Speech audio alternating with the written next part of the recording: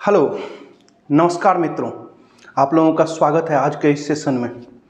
आज हम लोग जो अभी सबसे ज़्यादा चर्चा में चल रही है मुद्दा शिमला एग्रीमेंट के बारे में जानेंगे कि क्या है शिमला एग्रीमेंट और ये चर्चा में इतना ज़्यादा क्यों है। ठीक है, तो सबसे पहले देखिए 1972 का शिमला एग्रीमेंट। ठीक है, ये बहुत ज़्यादा अभी चर्चा में है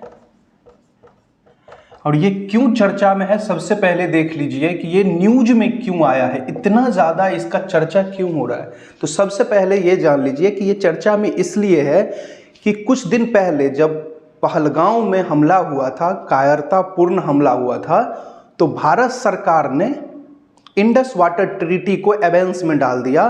तो उसका जो रिस्पॉन्स दिया पाकिस्तान ने वो दिया कि हम भी सस्पेंड कर रहे हैं शिमला एग्रीमेंट। ठीक है, तो इससे आपको ये समझ में आ जाएगा कि भारत और पाकिस्तान के बीच में ये एग्रीमेंट है। किसके किसके बीच में? तो इंडिया और पाकिस्तान के बीच में। ठीक है, सबसे पहले देखिए, और ये कब हुआ है? तो 1972 में। और चर्चा में क्यों है ये भी समझ गए। ये इसे एक लैंडमार्क क्या बोला जाता है? लैंडमार्क एग्रीमेंट बोला जाता है। भारत और पाकिस्तान के बीच में लैंडमार्क एग्रीमेंट है शांति के क्षेत्र में। ठीक है, कि पीस है दोनों के बीच में। पीस तो भले नहीं है, 1972 के बाद भी भारत और पाकिस्तान के बीच बहुत सारी लड़ाइयाँ हुई है। पीस तो नहीं है मगर सीज फायर है ना, एक एलओसी चल रही है उस पे हम लोग। ठीक है, तो आगे बढ़ते हैं। चर्चा में समझ गए क्यों है। रिस्पॉन्स दिया पाकिस्तान ने कि अगर आप कर सकते हैं इंडस वाटर ट्रीटी को एवेंस में डाल सकते हैं तो मैं भी कर सकता हूं। ठीक है, अब देखिए न्यूज के बाद देखिए कि ये शिमला एग्रीमेंट है क्या, है ना। ऐसे तो नहीं है ना, बहुत ज़्यादा अभी कोलाहल मचा हुआ है और सिर्फ लोग इस पे चर्चा कर रहे हैं कि शिमला एग्रीमेंट को कर दिया। ये है क्या, इससे भारत को क्या फ़ायदा है, क्या नुकसान है? अगर फ़ायदा है तो क्या फ़ायदा है, नुकसान है तो क्या नुकसान है, या पाकिस्तान ने इसको क्यों किया है, ये जानिए। सबसे पहले देखिए कि शिमला एग्रीमेंट जो है वो 2 जुलाई 1972 को साइन हुआ था। एक डील साइन हुई थी। ठीक है, भारत और पाकिस्तान के बीच में एक डील साइन हुई थी इंडिया एंड पाकिस्तान के बीच में। ठीक है, इंडिया के तत्कालीन प्राइम मिनिस्टर इंदिरा गांधी और पाकिस्तान के जुल्फिकार भुट्टो, यही भुट्टो बिलावल भुट्टो के जो नाना हैं उन्हीं के बीच में। ठीक है, और इंडिया की तरफ से इंदिरा गांधी जी। ठीक है, और 2 जुलाई 1972 से आपको याद होगा कि इसी वार के बाद बांग्लादेश आज़ाद हुआ था। तो एक नया देश का फॉर्मेशन हुआ। ठीक है, फॉर्मेशन हुआ किसका? बांग्लादेश का। ठीक है, चलिए, तो क्या हुआ है 1971 के वार के बाद 2 देशों के बीच में एक शांति समझौता होती है। बांग्लादेश बनने के बाद इंडिया और पाकिस्तान के बीच में इंदिरा गांधी और जुल्फिकार भुट्टो के बीच में एक एग्रीमेंट साइन होता है जिसे हम लोग शिमला एग्रीमेंट कहते हैं। और ये कब होता है? तो 2 जुलाई 1972 ईस्वी को ये साइन होती है। ठीक है, इतना तक आपको समझ आ गया। अब देखिए ये जो समझौता हुआ था इसका जो उद्देश्य था दोनों के बीच में जो शांति समझौता हो। ठीक है, शांति हो दोनों देशों के बीच में, इस युद्ध के बाद शांति समझौता हो। ठीक है, उसके बाद जो आफ्टर इफेक्ट होते हैं कि क्या क्या हो सकता है, इस युद्ध में क्या क्या हुआ है, उसको कूल डाउन करने के लिए हुआ था। और बांग्लादेश, एक चीज़ याद रखिएगा कि बांग्लादेश जब बना और इस युद्ध में जब भारत की जीत हुई तो लगभग 93,000 सैनिक, 93,000, आप बहुत सुनते होंगे कि भारत के पास 93,000 सैनिक पाकिस्तान का रह गया था। ठीक है, आत्मसमर्पण कर दिए थे, सरेंडर कर दिए थे। और लगभग 13,000 किलोमीटर स्क्वायर जो है ना लैंड भी भारत के पास था। इसी समझौता के बाद भारत सरकार ने 93,000 सैनिक और 13,000 किलोमीटर स्क्वायर लैंड भी किसको वापस कर दिया? पाकिस्तान को वापस कर दिया। ठीक है, तो इस समझौता के बाद ही ये दोनों चीज हुआ था। ठीक है, और इसी समझौता के बाद एक दूसरे के जो है ना टेरिटोरियल जो है, एक दूसरे का जो लाइन है, सीमा है, उसको क्या करना है? रिस्पेक्ट करना है। ठीक है, इसीलिए आप बार बार सुनते होंगे LOC। ठीक है, इसका क्या करना है? इन दोनों के बीच में, दोनों देशों के बीच में एक दूसरे के लाइन का या सीमा का सम्मान करना है। ठीक है, मतलब LOC का सम्मान करना है और यहाँ पे सीज फायर रहेगी। ठीक है, सीज फायर बहुत पहले आ गई थी, 1948-49 के बीच में ही सीज फायर आ गया, मगर यहाँ पे भी एक दूसरे का सीमा का सम्मान करना है। ठीक है, चलिए आगे बढ़ते हैं। अब देखिए, यहाँ पे जब कोई भी समझौता होता है तो कोई ना कोई कुछ ना कुछ तो टर्म्स एंड कंडीशन होंगे। तो सबसे पहले देखिए कि पहला जो टर्म था वो क्या था, ये देख लीजिए आप।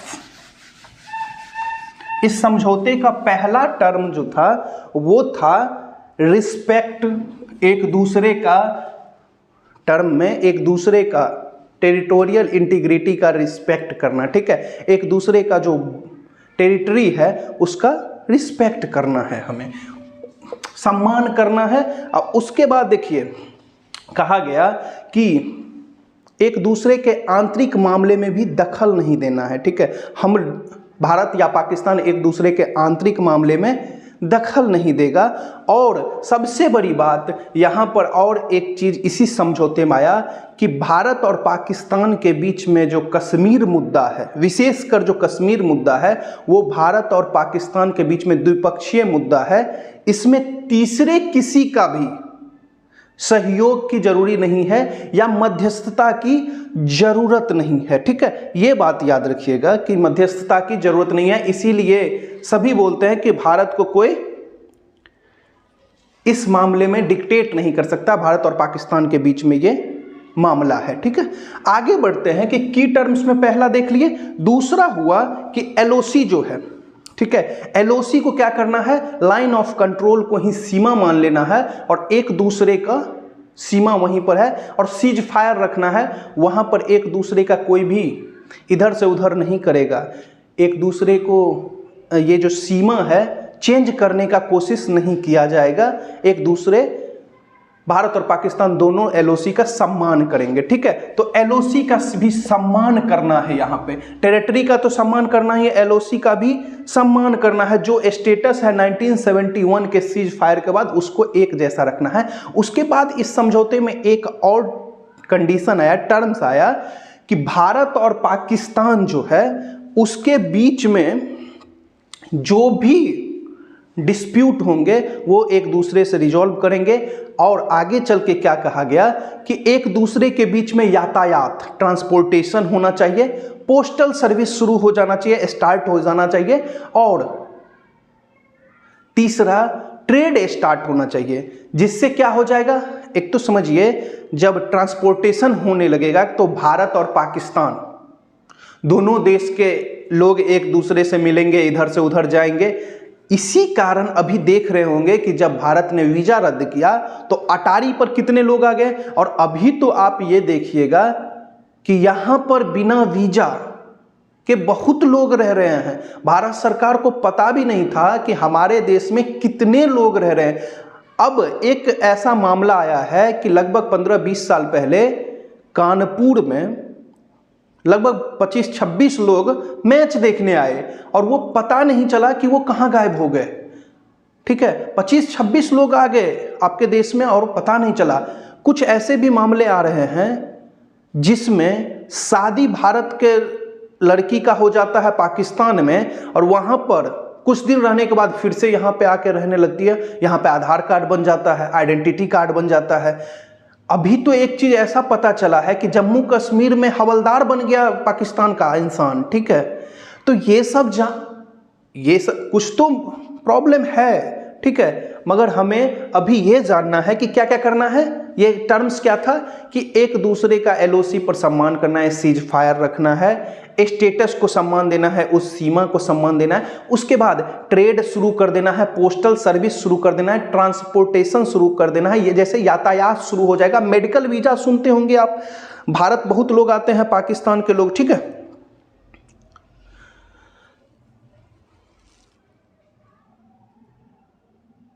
ठीक है, मेडिकल वीजा सुनते होंगे कि भारत पाकिस्तान के लोग बहुत ज़्यादा भारत में आकर यहाँ पर मैक्स हॉस्पिटल हो या फोर्टिस हो, मेदांता हो, इस सब में खूब इलाज करवाते हैं। फिर आपको पहले ही बता दिए कि इस समझौते में क्या था, एक सबसे जो इम्पोर्टेंट था, इम्पोर्टेंट जिसे हम लोग जानते हैं द्विपक्षीय वार्ता। हाँ, भारत और पाकिस्तान के बीच में द्विपक्षीय वार्ता हो, इसमें तीसरा कोई भी नहीं आएगा, कोई भी डिस्प्यूट को रिजॉल्व करने के लिए तीसरा कोई भी देश नहीं आएगा, खास करके कश्मीर मुद्दा पर तो बिल्कुल कोई नहीं आएगा, ठीक है। कश्मीर मुद्दा पर बिल्कुल कोई नहीं आएगा, ठीक है। चलिए नेक्स्ट देखिए क्या कहा गया है कि अगला जो टर्म्स एंड कंडीशन है कि भारत और पाकिस्तान दोनों ने प्लेज किया कि हम लोग एक दूसरे के आंतरिक मामले में दखल नहीं देंगे। मतलब हम दोनों एक दूसरे के इंटरनल पॉलिटिक्स में या इंटरनल मैटर में दखल नहीं देंगे। वैसे पाकिस्तान तो कुत्ता है, समझ रहे हैं, कुत्ते का पूंछ जो होता है हजारों साल आप सीधा करके रखिए, जब उसको खोलिएगा तो वो फिर टेढ़ा ही हो जाता है। वैसे ही पाकिस्तान का स्थिति है, वो भारत के इंटरनल मैटर में हमेशा टांग अड़ाया है। जैसे आपने देखा होगा कि कश्मीर का जब 370 हटाया गया, कश्मीर हमारा है ना, भारत का है, तब भी वो आया था, टांग अड़ाया कि नहीं ऐसे कैसे।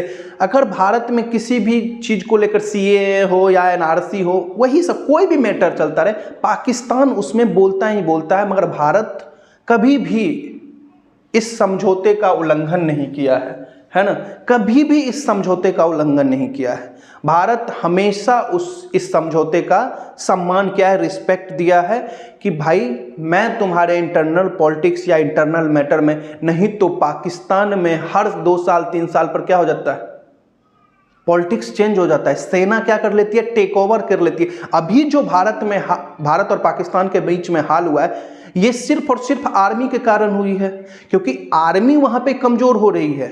क्यों? क्योंकि इंटरनल प्रॉब्लम शुरू हो गया है। वहां पे बलूचिस्तान है, खैबर पख्तूनख्वा है, सिंध है, ये सभी स्वतंत्र होना चाहते हैं पाकिस्तान से। क्यों? क्योंकि बलूचिस्तान में सबसे ज़्यादा गैस होता है और वहाँ पर गैस बलूचिस्तान के लोग को मिलता नहीं है, वो कहाँ पे ट्रांसफर हो जाता है, पंजाब की तरह। याद रखिएगा, पाकिस्तान में सबसे ज़्यादा जो पावरफुल है वो पंजाबी हैं, ठीक है, पंजाबी हैं, और उससे सभी लोग नफरत करते हैं। और ज़्यादातर आर्मी में पंजाबी लोग हैं, ठीक है। और आर्मी के जो अभी चीफ हैं आसिम मुनीर, वो तो बेवकूफ़ इंसान है, कुछ भी बोल देता है ना। और याद रखिए, ये बात ध्यान देने योग्य है कि जैसे ही कन्फ्लिक्ट स्टार्ट हुआ, भाई साहब ने अपने फैमिली को विदेश यात्रा पर भेज दिया। इसीलिए याद रखना है आपको कि पाकिस्तान उम्मीद से है, और उम्मीद में कभी भी जुड़वा बच्चा भी हो सकता है या बलूचिस्तान तो होगा, है ना।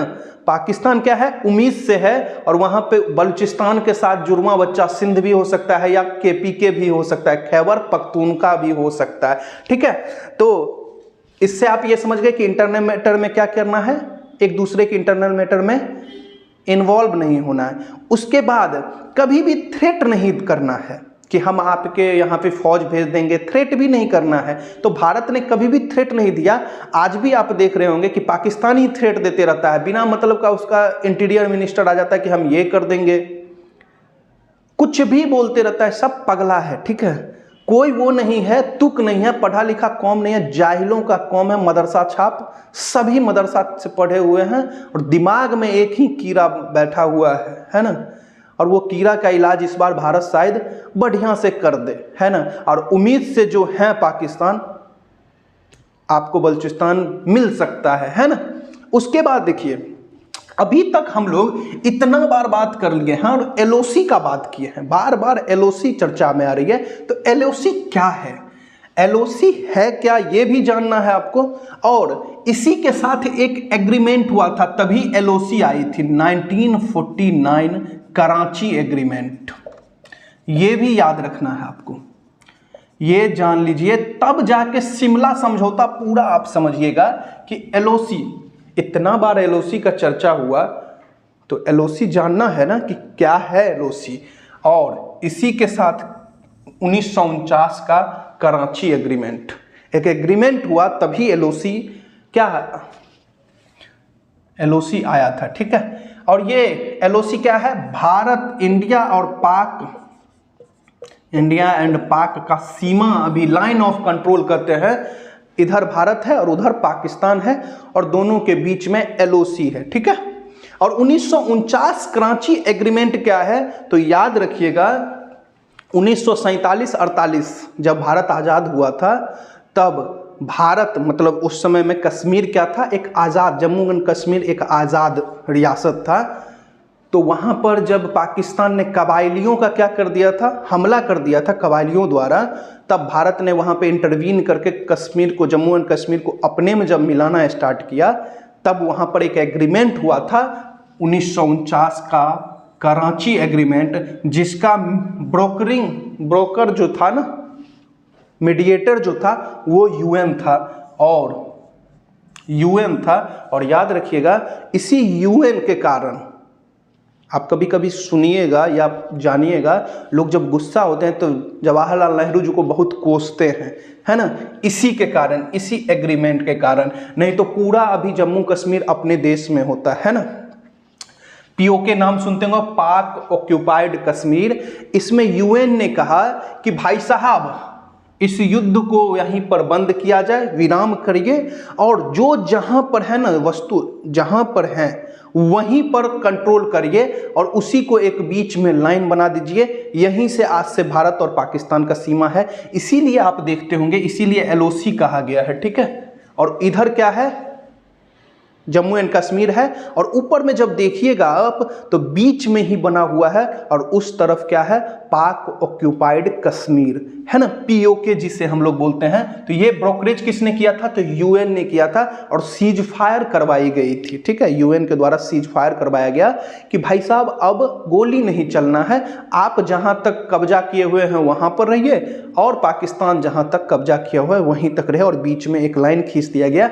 और याद रखिएगा ये एलओसी जो है ये साउथ में मानावर से है, ठीक है, याद रखना है आपको, साउथ में मानावर, साउथ जो है मानावर एक जगह है, वहां से ये एलओसी शुरू होती है, ठीक है। और याद रखिएगा नॉर्थ में ग्लेशियर तक जाती है, ग्लेशियर कहां से कहां, तो साउथ में मानावर से शुरू होती है और नॉर्थ में ग्लेशियर तक जाती है, और यही 1949 का कराची समझौता है, और यही एलओसी है, ठीक है। भारत और पाकिस्तान के बीच में जो एलओसी है वो यही है, ठीक है।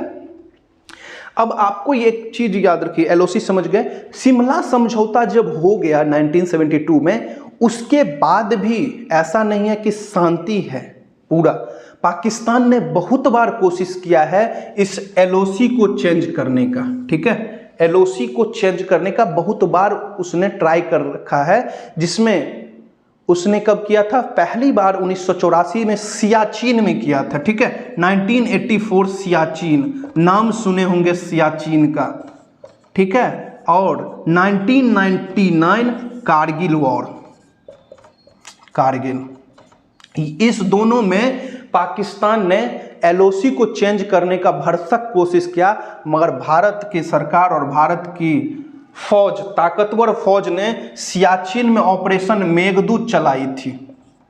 मेघदूत, कभी पढ़िएगा मेघदूत के बारे में।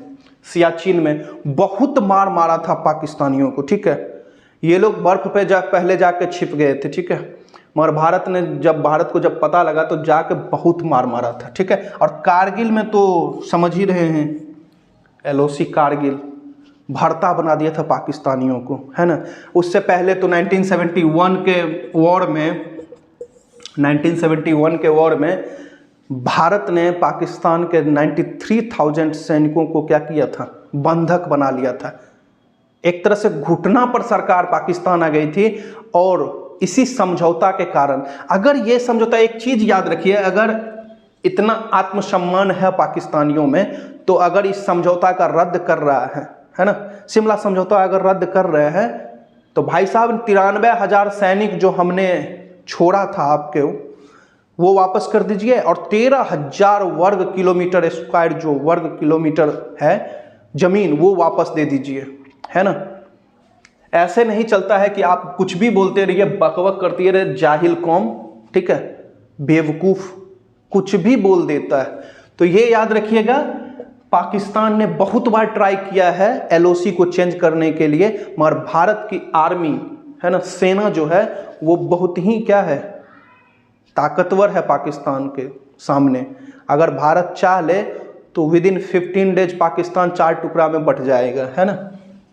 तो साउथ में मानावर से नॉर्थ ग्लेशियर तक क्या है, एलओसी है। याद रखिएगा कब कब ये चेंज करने का कोशिश किया है, तो सियाचिन और 1999 कारगिल, ऑपरेशन मेघदूत याद रखिएगा, ठीक है। और इस शिमला समझौता में